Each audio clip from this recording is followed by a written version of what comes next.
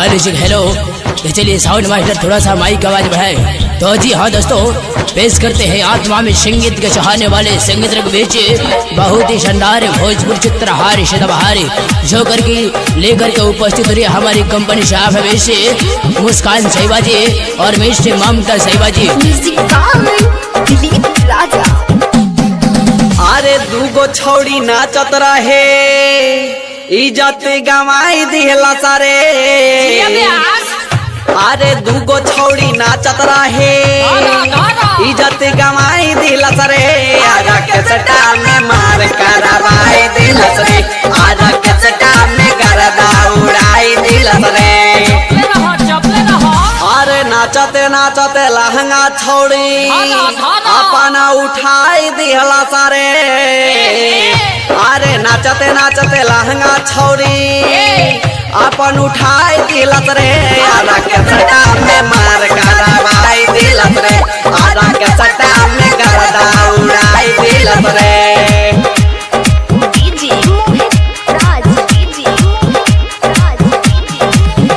अरे नमजी रे तू हजरिया छौड़ी सट सट के लेबेले पजरिया।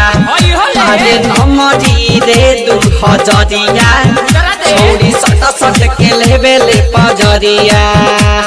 जनरेटर के ऑपरेटर साहब कृपया जाके जनरेटर में तेल डाल दे। अरे लूटला सारे भाई लूटला छौड़ी बुढ़ावा जवाना काके लूटला।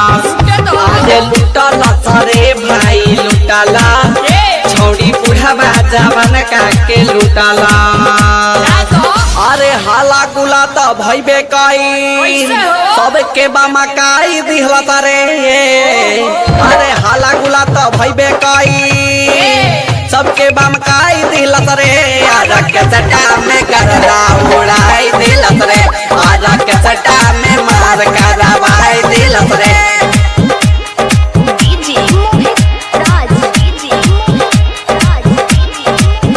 अब ना रोक पाई सुनील दिलीप हो तोर दी जवानी के क्लिप हो। छौड़ी नाचत रहे रे छौड़ी नाचत रहे रे। चढ़ गइल दीप रंजने साटे जप।